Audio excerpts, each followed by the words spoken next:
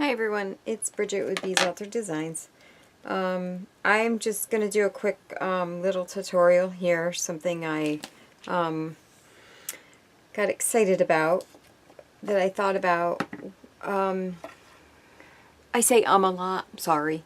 Anyways, I was thinking, I picked up some of these Dress It Up a Stitch in Time in a package. They're the little buttons you find like at Joann's. They're $1.99, and a lot of times they have them 50% off, so you can get the whole package for 99 cents. So I had picked up the package with the intent of sending it. I have a good friend here on YouTube whose birthday is coming up, and I have a package going out to her, and I was going to send that along with the package, and then I decided, well, how about if I turn it into a chunky charm? So my whole idea is not to overlook. I know that metal charms aren't that expensive. I just find they're hard to get what you want when you want them. I order online a lot, but it just when I want to get something done right away, I like to be able to go to the store and grab what I need. And I just happened to pick this up, and I said, well, you know what, I'm going to make a chunky charm out of it. So this is my chunky charm holder, and this is Butterbees Scraps has a wooden banana holder, and that's what this is. But it's a plastic one, and I just picked this up at Walmart in the produce section, and I think it was like $4, if that. And what I did was I drilled a hole, and I added another hook here because sometimes the things that you're using, I notice this is kind of fat, so I needed a smaller one that I could work off of. So, but this is pretty open. So anyways, so what I did was I took all of those buttons and I put it on a charm. And I didn't cut anything, because at first I was going to drill holes in them all. I was going to cut off the backs, but then I was like, no, because they'll fall apart. So I just used the little button hole things, and then I added a rose at the bottom. But what I wanted to show you is I wanted to show you this. This is a little flower a little fabric flower that is on just a metal filigree, and that is what I want to show you today. I tried to find, I mean, I know it's this little filigrees. I just happen to have them because they came off a necklace that I had bought and I had taken apart. So, but I'm not sure. And it has the little hole that you can put the jump ring through. So I'm not sure who sells them. I do apologize, but I have another idea. I have these that I took off a bracelet. They're just bead caps. And what I do is I take my trusty baby hammer. I love this hammer. My husband laughs because he thinks it's a joke. It's so small. But I use it on everything. Even when I'm putting a nail in my wall, I use it in here. So what I've done is I just flattened it with the hammer. So it ends up like that. So you can actually put your jump ring through one of these sides. And I flattened a couple. Or if you happen to get lucky, I love to go bling shopping when I go to garage sales or flea markets or whatever, and I look at necklaces that have things like this that you can take off. And I've got tons of these. I actually make stick pins with these. And see, it has that little hole that you need for the jump ring.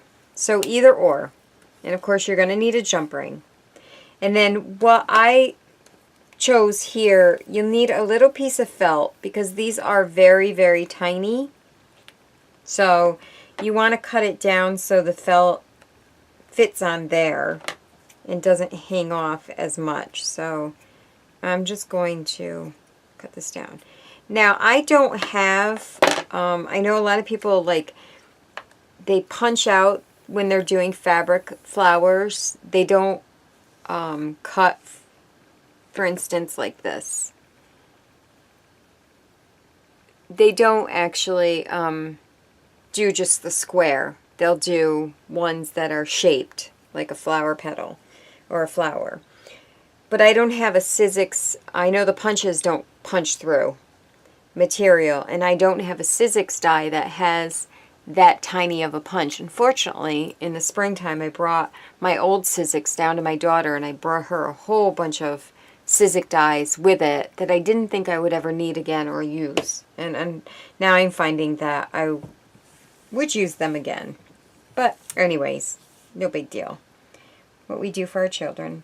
So what you want to do is, I'm using glossy accents to put the felt on, the filigree, we'll call it. So it'll just stick, because this is going to hang on, if I can get my glossy accents to work. This is just going to hang on a chunky charm, so you want it to hold real good. So you just put that on, let that dry. Of course it's not going to. I'm just going to, for the sake of this, I'm just going to put a little, maybe the both of them. I like using E6000 for everything. So then you want to take little squares of your material. I'm just using this this material I had gotten probably at a garage sale. But, you know, your sheer material, like you make your shabby flowers. And I just cut them into little squares, because like I said, I don't have a die. I have a needle and thread here, and I found this is the easiest way. You can do it with hot glue if you don't care about burning your fingertips, because these are very small, and I just do this. I just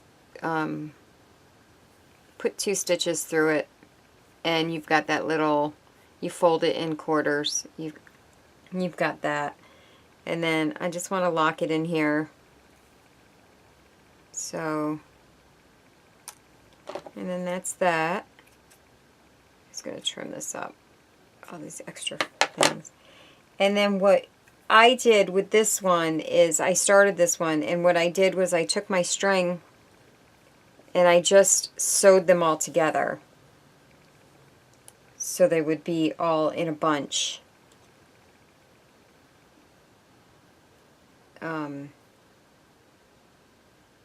So I just did this. I took one and I just kept sewing them on each other. So I'm just going to put this one here. And you can kind of play with it. I'm sorry if I'm off camera. I did add this like netting stuff. It's a lot heavier than tulle. It actually came out of a wedding dress. I went garage selling this weekend and I got this gorgeous wedding dress for $5. I was so excited. I just got done picking it all apart. So I was so excited about that. The things I find, I don't know, people think I'm weird when I buy stuff. But, so anyway, so I just play with it and then try to get it to look like a flower or semi-flower. And then I'm just going to glue this. The first one I made that's on this chunky charm, I actually, I sewed it to the filigree and the felt. This one, just for the sake of this tutorial, I'm just going to glue it on. This way I can play with it. I hope I'm in camera. And then what you want to do is, I used a flat back pearl for that one, but this one, because it's a little bigger, I'm going to use one of my bigger pearls. And I'm just going to, like I said, if, you know, put them on you might want to use something stronger than hot glue, because sometimes hot glue doesn't stick as well as, it doesn't stay. They fall off faster.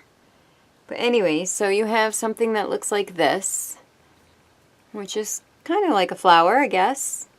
A little shabby. And then you want to take your jump ring and just put it through that, like that.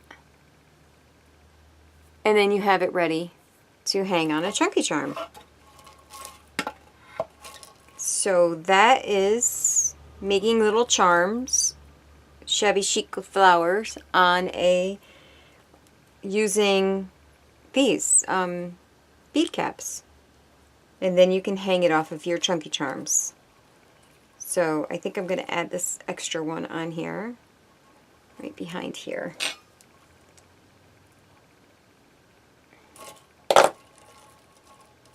And there you go. So that's that. And I appreciate you all watching, and I hope you have a great day.